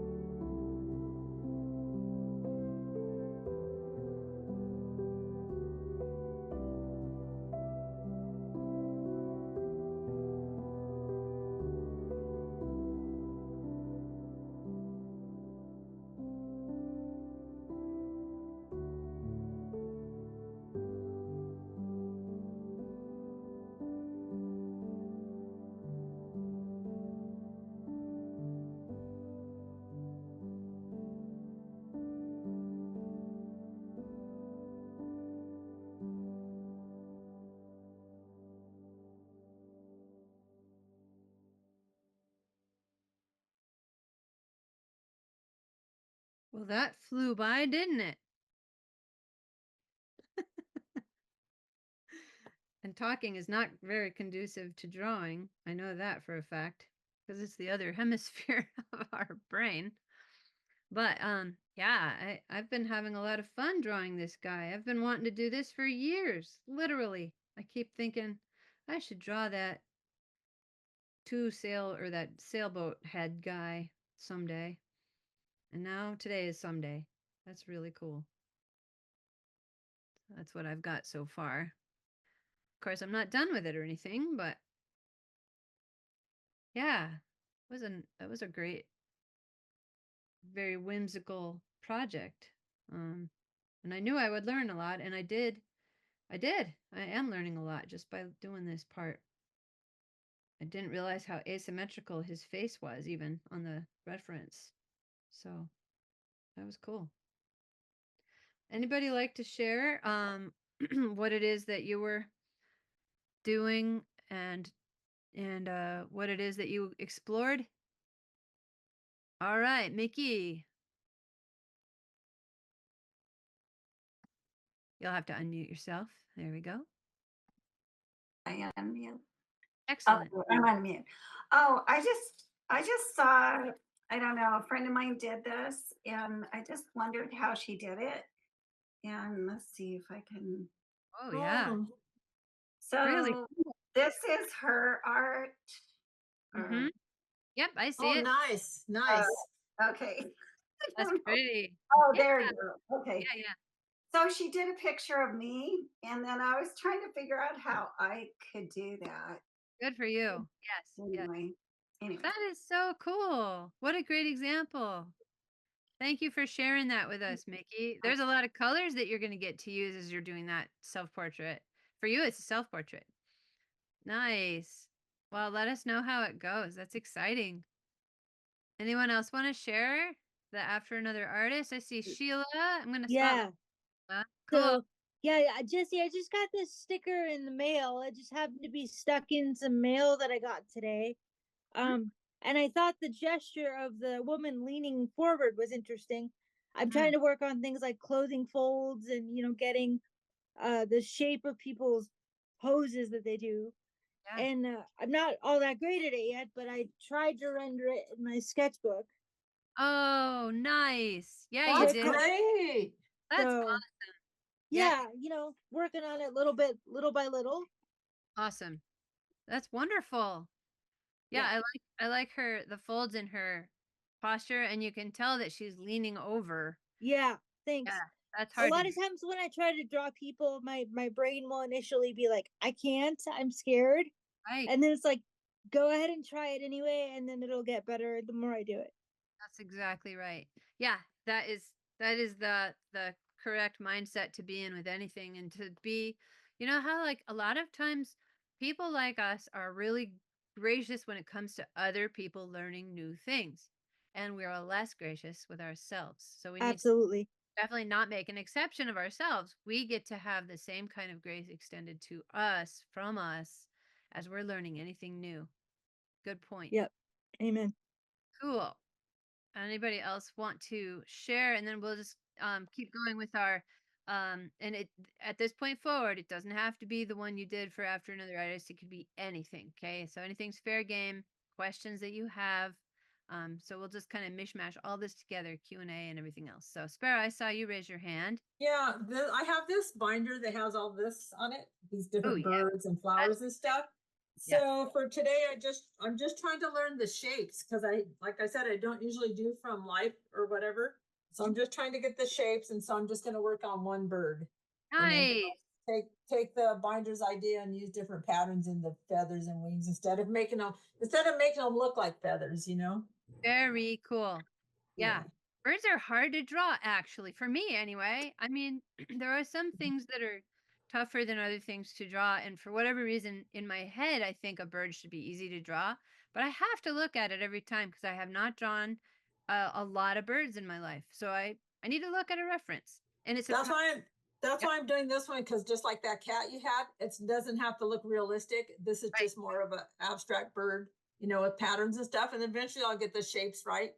Yep. And stuff. So great. Even when I'm trying to do a graphic designy looking bird, I still have to look at something because I haven't drawn enough of them to like be comfortable Yeah. in it. Like this is really about repetition more than anything else, you guys. So, like the myth of the inborn, somebody who is, they can just close their eyes and take anything out of their head that they want and they can draw it. That is by and large is a myth. Okay. So like it's Yeah. more about practicing something.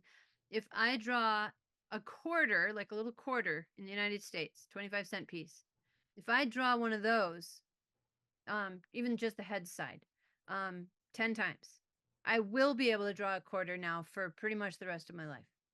That's just how it works. You just like, if you like something, if something fascinates you, draw a few more of them than you normally do, and it will become something you can pull out of your head for the most part. I still like looking at Cool. for shading and nuance. Like, Yeah. I love looking at stuff. I don't think it's kind of got a bad rap of, oh, you have to look. Well, yeah, Aw. I'm a visual artist. Of course I'm going to look. And you're so great at that. You're looking at a singer while he's singing, or a guitar player, and you're sketching it out as you're looking at him, or you That's take a right. picture of him and finish it off by looking at the picture. Yeah. And And if you're I've great drawn at it. 10 or 20 or 50 guitarists, I'm going to get better and better at it, but I still Yeah. always prefer to look because it's going to Yeah. have shadows in it that I can't just imagine out of my invention. And What you're capturing that player at that time too. right. So Mm-hmm. they don't all look the same. Mm-hmm. Yeah. I Thanks for love watching musicians. oh, inspiring. Mhm. Definitely. Does anybody else want to share a show and tell piece or a Q&A? Gail, Solea, I see Yeah, your I'd face. like to. So I'm like you. I have the thing that I've always wanted to capture, like the little guy with the sailboat Ah, head. yeah. And there's like a little vase that I have in my window. Can you Oh, see it? yes. Oh, that's nice. And it's to me it's like really delicate. It's like an Indian pottery. I have no idea where it came from or how long I've had it, but I've had it for years.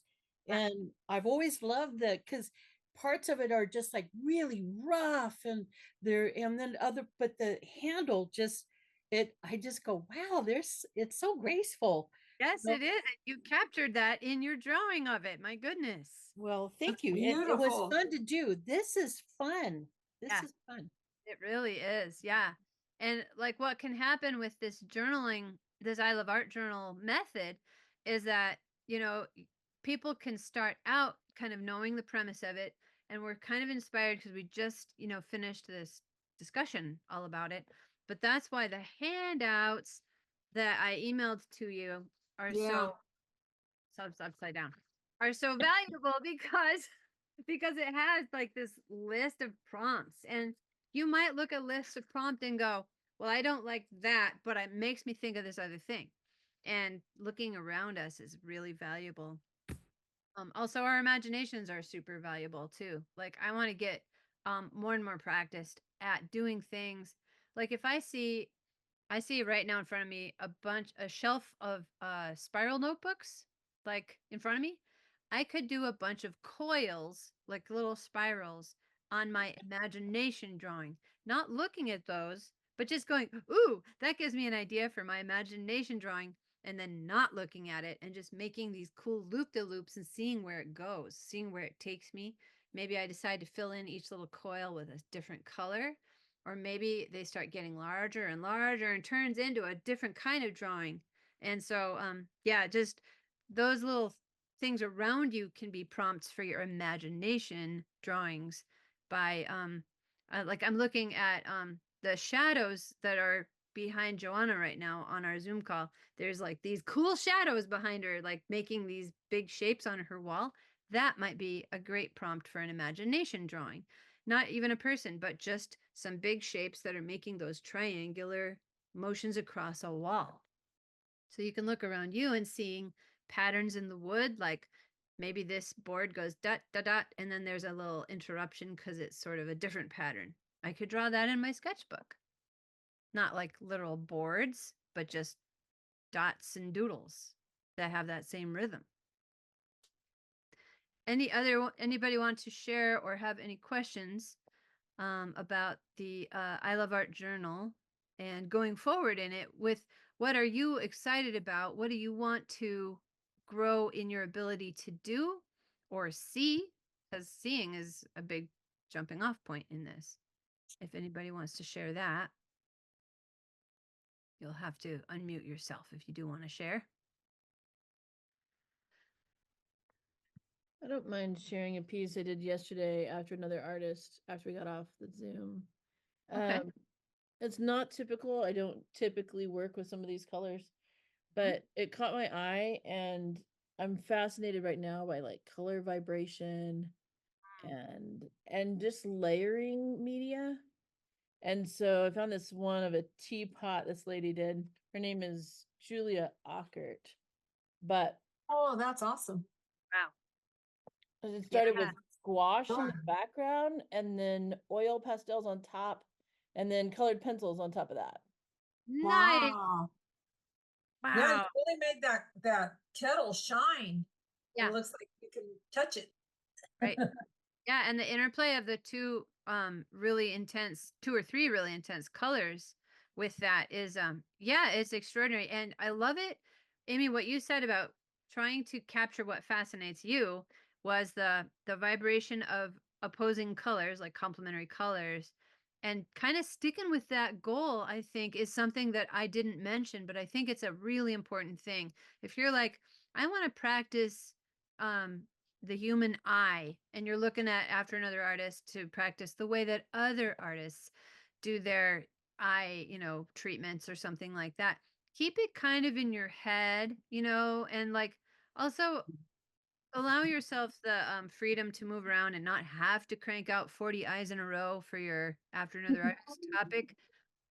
Unless you're excited about it, then do whatever you want. But if you're like, I'm starting to feel trapped, then by all means, change your, you know, draw some fantastical other things instead of what you started out doing.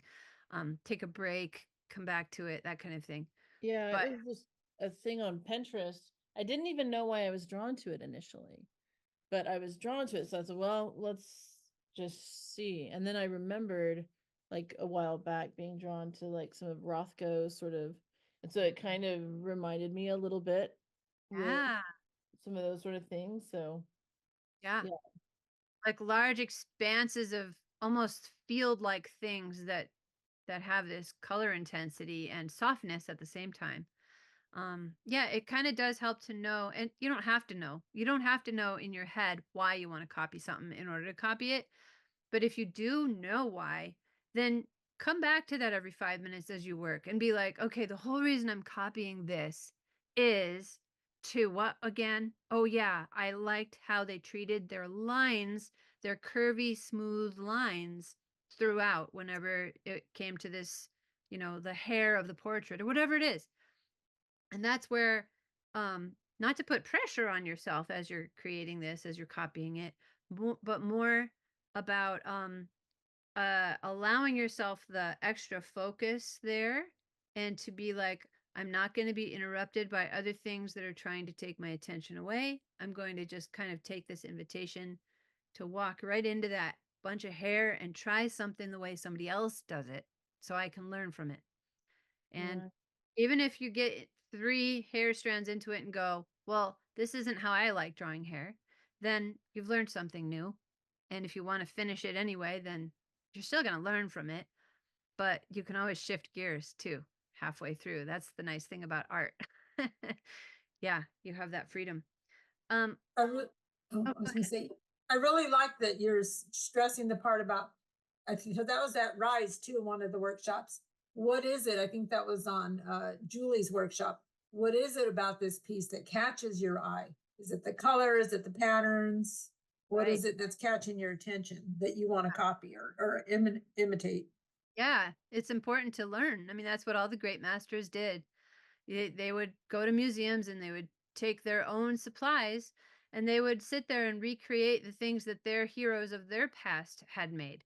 And it's not cheating and it's not wrong. It again has a bad rap, but that's good. That's due to the myth of, well, I feel ashamed because people are supposed to just be inborn with their ability to draw this fantastical whatever it is. And it's like they just don't realize that copying is a very important part of our education, just like Yeah. anything else that we learn. Yeah, Jesse, may I add something? Sure. Yeah, I was just gonna follow up to something that you hit on yesterday when you said um that it's okay to have a sketchbook full of stuff that you're working toward and it's like getting it wrong 150 times, because I have sketchbooks that are full of basically me trying to render a certain shape or a certain sense of Yeah. perspective, and it's all wrong. But by doing it over and over, then eventually you're like, wait, I think that was where I wanted that line to be, or I think that was what that was supposed to curve like. And Right. I actually keep my sketchbooks because I like being able to see the progress. And one of the things that I've heard it compared to is you're not ashamed of having a draft if you're writing a paper.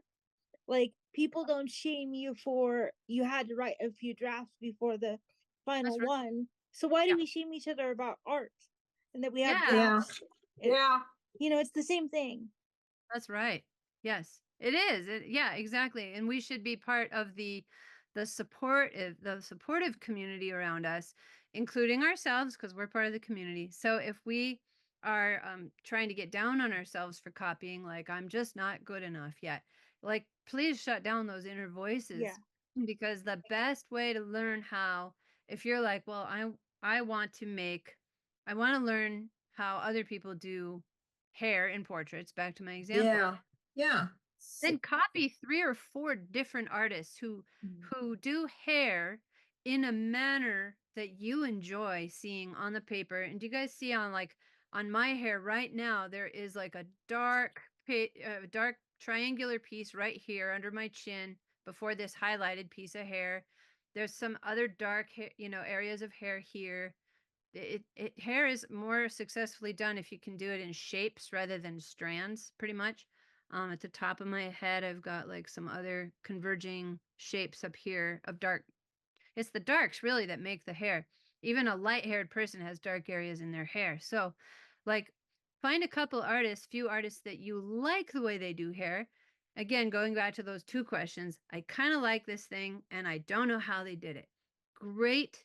Go for it with your after another artist experimentations, and pick a few different artists to copy eyes, to copy hair, to copy trees, to copy cars, because everybody's going to have their own different hand motions because they're artists. Um, they're going to have their preference of soft edges versus hard edges. You can't know any of that until you copy somebody else's work. And you don't have to copy the entire scene. Just do the person's hair if you want. And that will teach you so much. It's very valuable. I'm going to share my screen here for this little last thing here in the worksheet that I emailed you all. You will have this on your worksheet as well. It's the last part of the after another artist section. And there's a bunch of things up here, ideas from goodness, pausing a movie and drawing that scene. That's after another artist. Logos, illustrations, t-shirts, coffee cups, anything on Pinterest that you like. And then I have a warning here. Don't become the Pinterest aesthetic. You're copying to add new tools to your own artistic voice. So don't become somebody else's style, right? So, and don't try to latch onto trends or anything. Learn from other people's stuff, but keep going in the things that are standing out to you as an artist. And again, bringing a sketchbook into a museum is fantastic. Some of my favorite illustrations and sketches and notes, if I'm like, ooh, and I write a little note about somebody that I learned, are because of museums that I've been in. I even went into one time where they didn't allow pens. I don't know what they were afraid of. I think they had a really fragile exhibit going at the time. So I brought it in pencil in my sketchbook, and I just spent all afternoon drawing the things that were in front of me. It was so cool. I learned so much. So usually I write after so and so, if I see somebody's name in an exhibit online, I'll say, after Picasso or after whoever it is that I'm copying, if I can find it. And there's some tips on here how to find an artist that you don't know, where, like if you don't know who it is, then do a reverse image search. If you Google that phrase, reverse image search, Google will teach you how to use it. And the most important thing about all this is don't sell and don't post the artwork that you have copied. This does not go back to shame at all. This is not about shame. It's simply about how that other artist is going to feel when they see it, and the fact that if we're copying somebody else's artwork, it's for our education and for our progress and for our, oh, I see how they did that. That's so cool. Now I know how to do that when I'm doing my project next week about this other thing. I get to take that forward with me. And there's a famous example in which a judge ruled in favor of a photographer. So this photographer's whole livelihood was to take pictures of puppies sticking out of shoes and boots and stuff. And it was really recognizable, kind of like Ann Getty's with the little babies with the head, that kind of stuff, right? Like you can tell from across the room, that's an Ann Getty's photograph. Well, so this puppy photographer was kind of like that. And so there, so a sculptor decided like, oh, that's inspiring. I'm going to make a sculpture based on this photograph I found of some puppies in boots. Well, he got, he was selling his bronze sculptures, and then the photographer saw it advertised and said, "What? That's my photo." You know how people say, well, if you make 3 different changes to a piece of art, then it's fair game. No, that's a myth. That's nothing.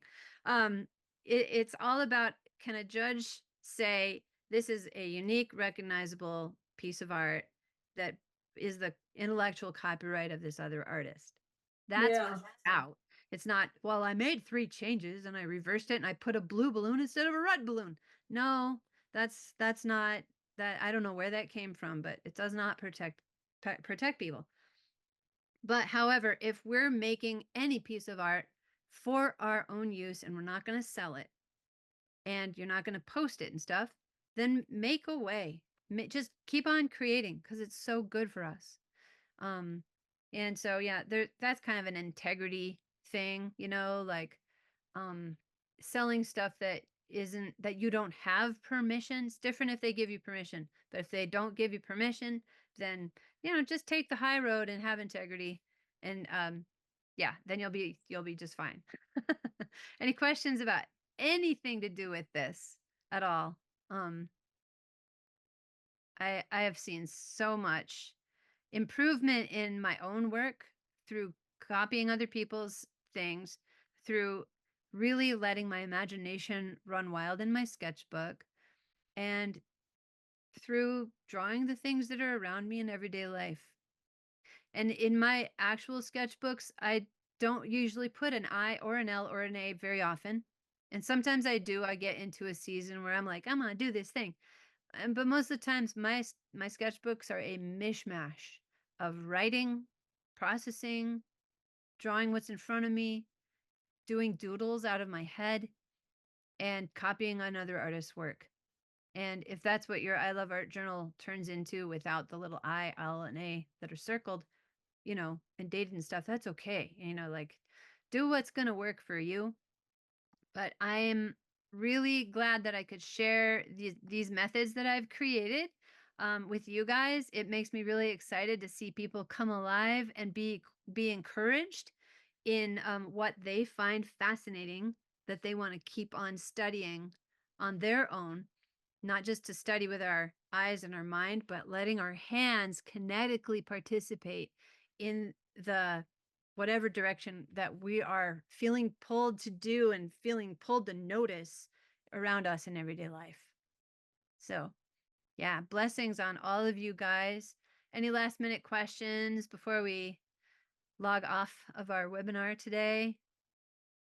All right. No question, just a comment. Thank you so much. I've learned so much and I'm so excited. I'm going to keep this sketchbook right on my desk in here. so I can do something every day. Oh, that is so great. Yeah. And if anybody wants a, I did make a reminder card for myself and for my students that it looks like, let me see what this looks like. Here it is. It looks like this. It's a little handout. Oh, It's a quarter of a page. So if I zoom out on this thing, that's one piece of paper, see? And then if you zoom in, you can see it has just a thing you can cut out with scissors right there. And awesome. it's real small, and you can tape it into the front of any sketchbook.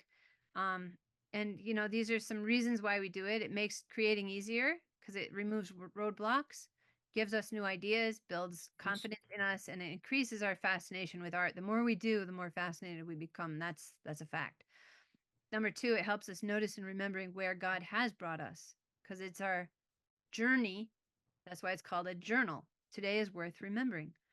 And then there's your friendly three-pronged prompt right there. There is absolutely no judgment if you skip weeks, months, or even years. Today is the best day to jump back in and to give it a shot. And it's not a failure thing. It's not a okay, I'm successful because I've been doing this journal. No, it's just to play in and have fun. So have freedom.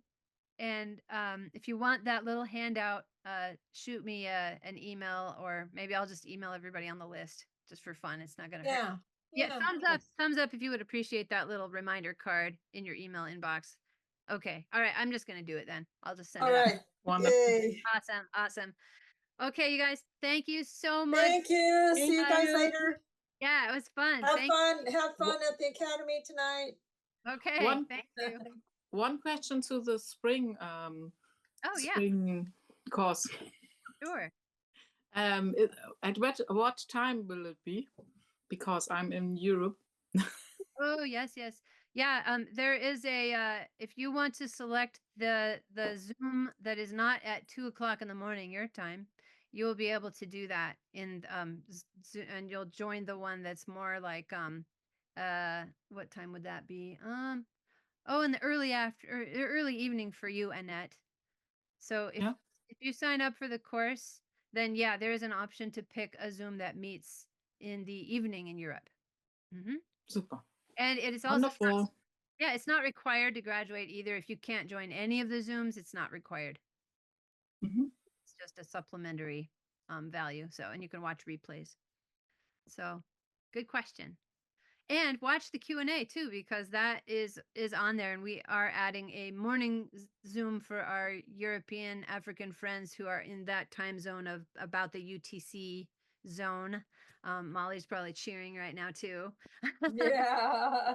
Yeah, we don't, yeah, there you go. We don't want to leave out anybody. So if that's you, I do prefer that people sign up for the USA evening Zoom, but if you can't, sign up for the other Zoom. That's going to be our new thing going forward. That's great. You guys are growing so much. Yeah, it's really fun. All right, you guys, I'll see you around. If you have any questions about Foundations Art Ministry course, then give us a holler and we'll be in touch.